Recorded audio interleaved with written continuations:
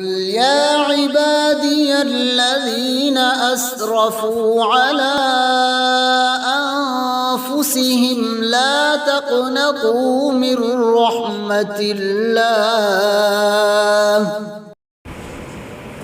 نحمده ونصلي على رسوله الكريم أما بعد فأعوذ بالله من الشيطان الرجيم بسم الله الرحمن الرحيم قال الله تبارك وتعالى في القرآن المجيد اقرأ باسم ربك الذي خلق الإنسان من علق اقرأ وربك الأكرم وقال النبي صلى الله عليه وسلم انما بعثت معلما صدق اللہ العظیم.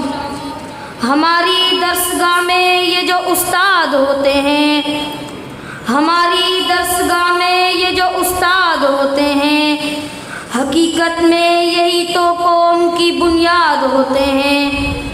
سنے روداد ہم جب بھی کسی کی کامیابی کی ہر ایک روداد میں یہی مرکز روداد ہوتے ہیں. یہی رکھتے ہیں شہر علم کی ہر راہ کو روشن ہمیں منزل پہ پہنچا کر یہ کتنا شاد ہوتے ہیں. محترم و مکرم اساتذہ اکرام، مہمانان گرامی اور میرے عزیز ساتھیوں، السلام علیکم ورحمۃ اللہ وبرکاتہ.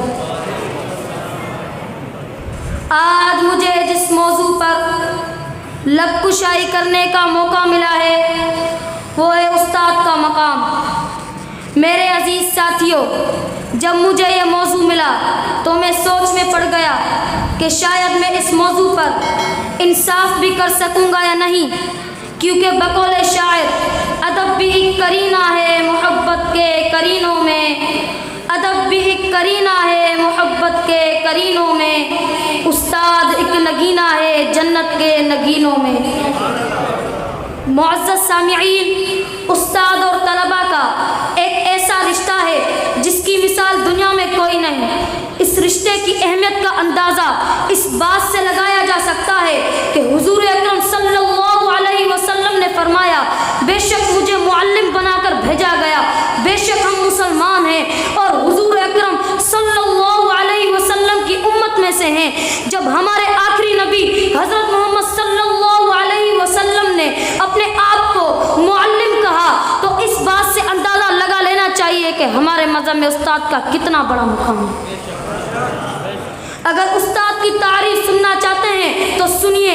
استاد وہ ہے جو بنجر زمین کو کھلیان بنا دیتا ہے. استاد وہ ہے جو پتھر کو تراش کر ہیرا بنا دیتا ہے. استاد وہ ہے جو دھات سے زیور تیار کر دیتا ہے. استاد وہ چراغ ہے جو تاریک راہوں میں روشنی کے وجود کو برقرار رکھتا ہے. استاد وہ ہے جو مٹی کو سونا بنا دیتا ہے. استاد وہ پھول ہے جو اپنی خوشبو سے پورے معاشرے کو معطر کر دیتا ہے. امام غزالی رحمۃ اللہ علیہ نے بھی استاد کے بارے میں فرمایا، میرا حقیقی باپ مجھے آسمان سے زمین پر لایا مگر میرے روحانی باپ یعنی استاد نے مجھے زمین سے آسمان تک پہنچایا. خزاں کے موسم میں بھی بہار دیتے ہیں،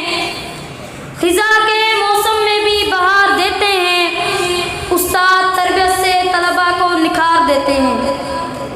معزز سامعین، سرور کائنات حضور اکرم صلی اللہ علیہ وسلم نے اپنے آپ کو معلم قرار دے کر استاد کو سب سے اعلیٰ بنا دیا. بلکہ میرا تو یہ دعویٰ ہے کہ جس طرح پھولوں کو مہک کی ضرورت ہوتی ہے، چاند کو دمک کی، سورج کو چمک کی، روح کو جسم کی، اسی طرح معاشرے کو استاد کی ضرورت ہوتی ہے. ہمیں چاہیے کہ ہم اپنے اساتذہ کی عزت کریں، ان کے ساتھ اچھا سلوک کریں، اس لیے کہ استاد ہمیشہ اپنے طالب علم کے اچھے مستقبل کا سوچتا ہے. استاد ہمیشہ اپنے طالب علم کو دل سے محنت کرواتا ہے اور طالب علم کا بھی یہ فرض ہے وہ اپنے استاد کی ہر بات مانے اور پڑھائی میں اپنے استاد کا ساتھ دے.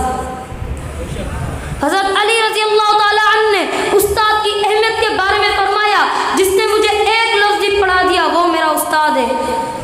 ہمیں اپنے اساتذہ کا لیے میں اپنے اساتذہ سے بہت محبت کرتا ہوں اور ہمیشہ ان کی لمبی عمر اور اچھی صحت کے لیے دعا ہوں۔ استاد کی عزت کو ترازو میں نہ تولو، استاد کی عزت کو ترازو میں نہ تولو، استاد تو ہر دور میں انمول ہوتے ہیں، جن کے کردار سے آتی ہے صداقت کی خوشبو، جن کے کردار سے آتی ہے صداقت کی خوشبو، ان کی تدریس سے پتھر بھی پگھل جاتے ہیں۔ وما علینا الا البلاغ۔